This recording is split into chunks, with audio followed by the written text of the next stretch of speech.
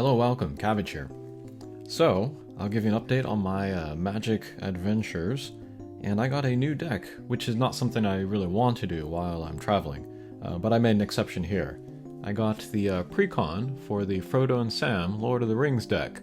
I've been waiting to get this for a very long time, and happy to get it in English. But I played two games with this, and they were both the longest games that I've ever played, so I thought, this needs some upgrades, so I'll show you what I put in. But fun deck, pretty strong right out of the box. But I was kind of feeling like there wasn't enough ways to win, so added some upgrades. First, some lands. Bleachbone Verge, pulled that from a pack of Ether Drift. I've been joining some events and then doing okay, actually. I got second place the other day, so I got some Ether Drift packs that came from that. And then here's the green and white land, where if you have two or more lands, it comes into play untapped. I have two of these because I got the nicer foil version of that, so I can use my leftover one for this deck. I got the Shire. This is in a box of rares. Make food. I want lots of food for this deck. And then a couple of the common two-color lands, also from Ether Drift. They give me life, which is good for this deck. And then there are a few cards where I got like the upgraded art versions. Here's the full art version of Rosy Cotton. That's cool. And they got the kind of the special scroll looking editions of a couple of the cards that come in the Precon. The Banquet Gusts, they can get very big, be a beater. Prize Pig, that can make you mana. Give you free activations of Sam, where he can eat food for cheaper. Cooler full art version of Mirkwood Bats, very strong card, especially in this deck. And then I found this. This is the Greg and Tim Hildebrandt version of Explore, so cool artwork there, Gandalf. And then a few payoffs that are sort of like Aristocrats. Nadier's Nightblade. So whenever I eat a food, I'll do 1 damage to every opponent, gain life. And then that's still kind of on flavor, not a Lord of the Rings card, but it is an elf, so that's something. This is very off flavor, but Karloff, the Master of the Council or something. But he's like a spirit mafia boss, but I'll forgive it, just because I think this card is funny. But every time I gain life, I put a +1/+1, or two +1/+1 counters on him. And then I can spend white and black, and then take off 6 of those counters to exile any creature. Very powerful ability. I could also use him as a beater. So yeah, kind of a versatile card. I was actually kind of half considering making a deck of this guy, which is why I had a copy of him, but I can put him into this deck. So that was lucky. And then here's another version of Sam. Whenever I make a token, I can make a food. That's great. And then I can sacrifice 3 foods to get a legendary card out of my library, or out of my graveyard into my hand, so some recursion there. And I've been collecting these circular frame foil from the Lord of the Rings. I think I almost have the full set, but I wanted to put them in the deck. Then here's Pick Your Poison. Everybody, all opponents, sacrifice an artifact or an enchantment or a creature with flying, so that could maybe help me out.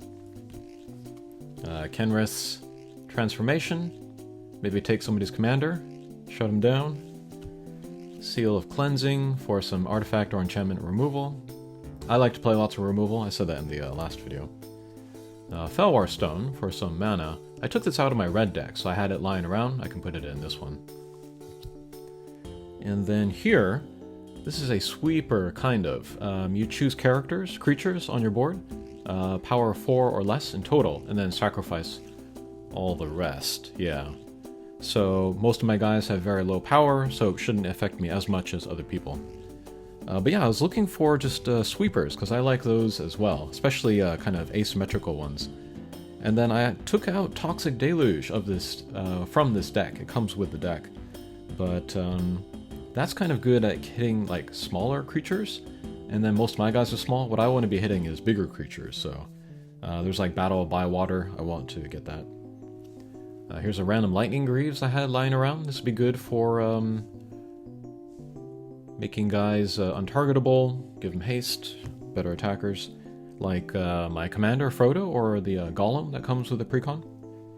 And here's many partings. I like that just for the art, but also makes a food, so that's cool. And then here's this version of Aragorn. This is probably the best Aragorn for this deck, but whenever the ring tempts me, I can put some kind of ability token on Aragorn and that character. So like Death Touch, especially if I want to be able to attack more freely. Forget what this is called. Stroke of Midnight or something? I can destroy permanents? Yeah. So that's good. Non-land permanents. Alright. And then I have another version of Frodo. This is the uncommon version. Let's see. Whenever a legendary creature enters, ring tempts me. I also felt like in addition to making a lot of foods, I wanted more ways for the ring to tempt me. I want to get that to level 4 if I can. So that's good for that. And then he would be a good ring bearer as well, because he must be blocked if he attacks. If I can get to level 3 of the ring tempts you, then the opponent has to sacrifice everybody who blocks him. So that would be powerful. And yet another... Whoa. And yet another Frodo. This can be a win condition, but I buff it up, and then, right, that player loses the game if it's max power, and the ring has tempted me enough times. It's cool. And here's a Pippin that I had. This was also to collect all of the circular border, but he can also make a food when I create a token, and then I can sacrifice 3 foods to draw a card. Very good. Then I also had this.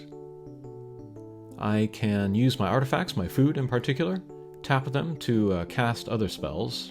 That's pretty good. Then I have a couple things with protection.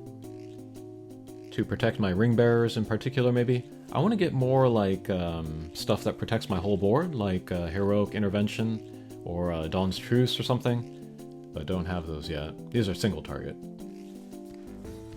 And then Cauldron Familiar. I guess this has an infinite combo with the Sam that I showed earlier, and then a Sacrifice Outlet. I don't think I'm going to go for that, but yeah, just because, you know, it's related to food, life gain, I put that in there. This was a promo that I got for joining a game. That's a cool alternate artwork. And then this is super strong in my Riga deck, where everybody's really little. Power 1... no. Mana cost 1 or less. This also works in this deck. There are a few creatures with mana cost 1, so I can bring them back on the end step. Like Birds of Paradise or whatever. And then this was funny. I also pulled this from an Ether Drift pack. But this will turn everybody into a 6/6 ooze. So I can take all my little guys and make them big, and then when an opponent casts a spell, if it's not their turn, I can create a 3/3 green elephant token, which immediately turns into a 6/6 ooze. So yeah, I can get really big and then get people with combat damage. This is not the end of the updates for this deck, however. I would like to get more, but for now, this is what we're going with. And I promise this is the only new deck I'm going to make during my vacation. Okay, thanks for watching, and we'll see you again. Take care.